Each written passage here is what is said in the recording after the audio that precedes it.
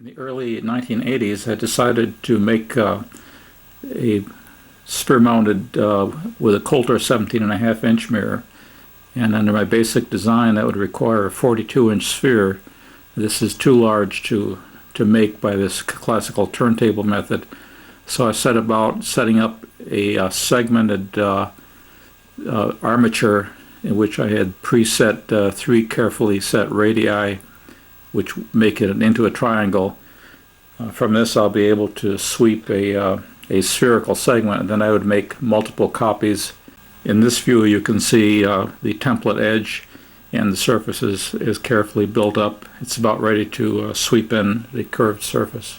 Using a concave template shape with the same radii, I was able to sweep it across so that it would ride on one of two edges of the other templates at any given time. This is another view of the master model of that particular segment, and again another view. Now I was going to make a cast in which I would make replicas of this in order to build up my spherical master model of the 42-inch sphere. A plaster cast was made from this detail, and plywood templates were set to make borders on the sides to set the edges in an exact, basically amounts to a 45-degree segment of a globe.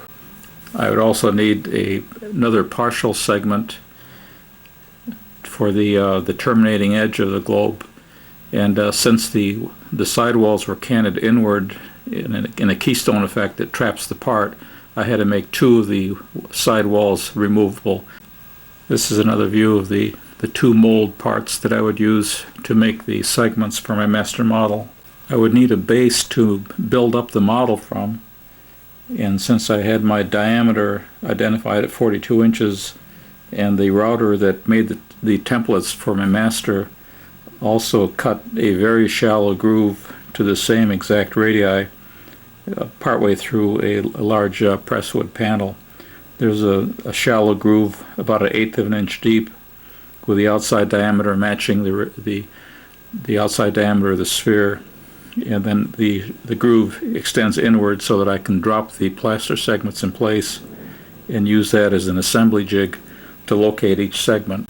In this view you can see where the router has cut the shallow recess. Now the outside diameter is the controlling diameter which the sphere model will be set up to fit. This now is the start of the buildup of the segments that were made from the original tooling that you saw. Each of these segments were set up and jigged in place to fit both the base diameter which was cut and a large standing vertical template. In this detail you can see one of the plaster segments which is sitting down in the groove and pushed outward net against the outer slot. Again, this larger outer template was used to prop up the upper surfaces of the segments until they were in alignment, and then they would be basically plastered in place until they were rigid. This is the master sphere segment, which is all jigged in place. All it needs to have done now is to clean up the joints and basically sand and smooth out the surfaces. This incidentally is a hemisphere from the base plate upward. The intent here is to chopper glass spray up the entire major sphere in one shot. Here you can see a large template that was made that was about 1.5 inches wide, set to the exact radius, and on the inside surface I had set an abrasive emery cloth. Then I used this as a sanding block to sand off the high spots, basically fill in the low spots and final sand. In this view the whole assembly has been stood up on end, so you're looking from the underside where the base was at the interior of the plaster shape. This then is half of the 42-inch diameter master model for the sphere. Both sides would be identical, so I could make basically two tools off of the same master model.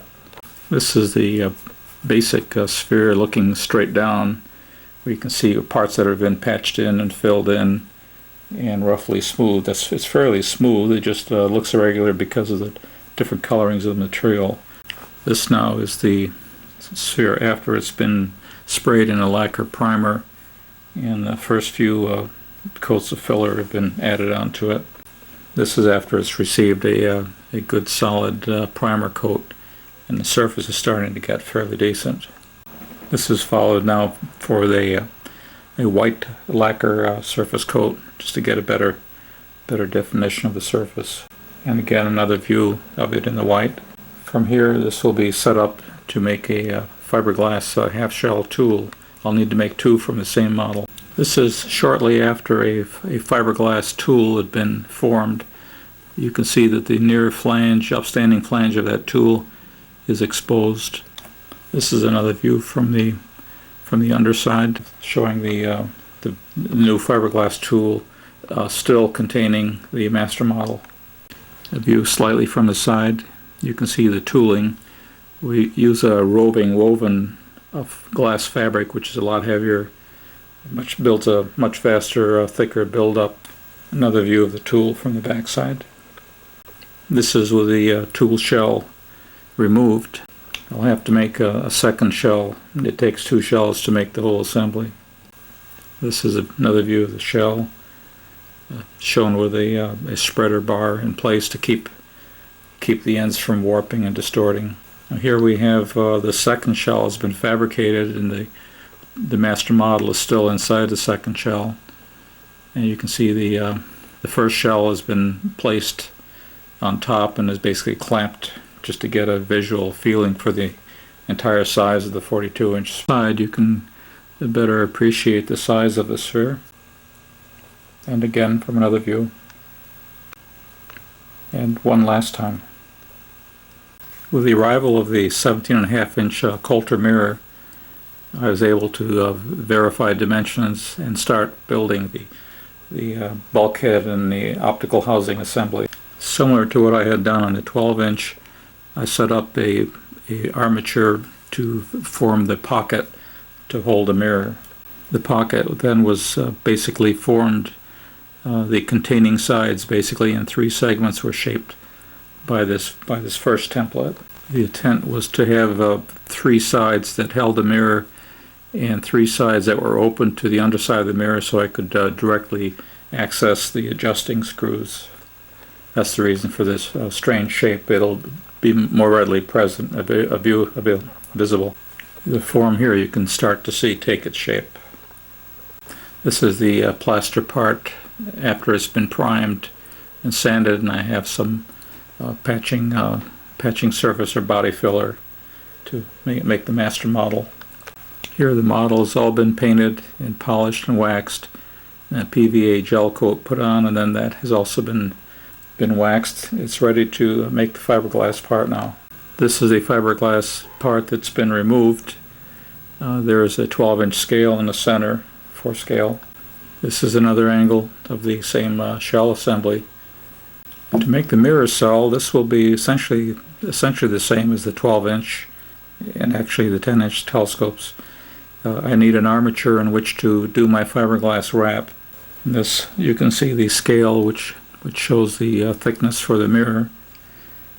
Two large plywood plates were bolted on both sides of the armature so that the deep flanges on the top and the bottom side are between these sandwich plates. I then made a fiberglass layup using a filament winding material and just continued wrapping it around until it built up to about a 1/10 inch thick, and then that became my basic cell. Here the part that we just laid up has been removed from the fixture. The end plate's removed, and the whole assembly has just been dropped into the bulkhead assembly which we made prior, just to demonstrate how the cell is contained between the three arc segments of the retaining or supporting bulkhead. The cell again was removed from the armature by taking a bandsaw cut through one edge and then springing the assembly open to free the armature, then allowing it to spring back. This is now shown in the bulkhead assembly but with the cell armature removed. This is a view of the cell assembly, just sitting separately. A cover to seal off the mirror assembly was fabricated, basically off of a reference sphere that I had available, and along the edge I had formed a small flange that would interlock with the top of the annular ring of the cell, so that this thing could be hinged and seal off the mirror when it was not in use. All of these things, of course, have to be still to be cleaned up. But this shows the cell with its cover installed in place within the fiberglass bulkhead assembly. And again, a general view of the cell as installed in the bulkhead and with the cover in place. The cell and the cover were subsequently further worked and cleaned up, and a small flat was located to mount a simple hinge plate that would tie the two together so that could be just hinged open. Work was next begun on the forward tube assembly, and since I just wanted to make one tool to make the two halves, and since they had to be identical, I had to be sure that when the two halves came together that one side would mate properly with the other side. So what I did is I designed the armature as if it were in the full system in 4 segments, and I only built 2 of the segments. To these frames, half-inch splines of wood were nailed along each of the frames to basically develop the contour, much as the old boats used to be. What I'm doing here is I'm trying to prepare what amounts to the opposite sides of the same tool to make sure that when 2 parts are made from them, that the same parts will come together. In this view you can see the shapes come together. There's a slight peak, which is what I want to have. I want to have a slight edge detail that shows at the split line. In this view, the 2 parts are separated in their quadrants. These 2 master model parts now will be swapped and flipped 90 degrees, which you'll see shortly. And you'll notice that the 2 fitting assemblies that we had originally now are lying on the flat surface. Now we will continue the build-up to close off the top of the assembly. I want to have a small flat surface where all my optics and eyepieces and so forth will be mounted, so I set in a template. Here the wood has been splined up to finish and close out to the flat detail. And again, from a view looking from the aft, looking forward. And another view. After we started surfacing, priming it, and starting to get a good finish on it. And another view with a different lighting on it. The backside of the tube assembly is shaped so that arc will fit. Instead of having a flattened, truncated area in the sphere for my access, I thought I'd try to go to a cylindrical interface. Now this is a pattern that I made laid in place in the sphere in the proper location. And again, the plaster is splashed against the contours to pick up part of the surface of the sphere. Here the templates are removed after the plaster is set. This now is the detail of the visible portion that will be used as a master model when combined with the forward tube assembly.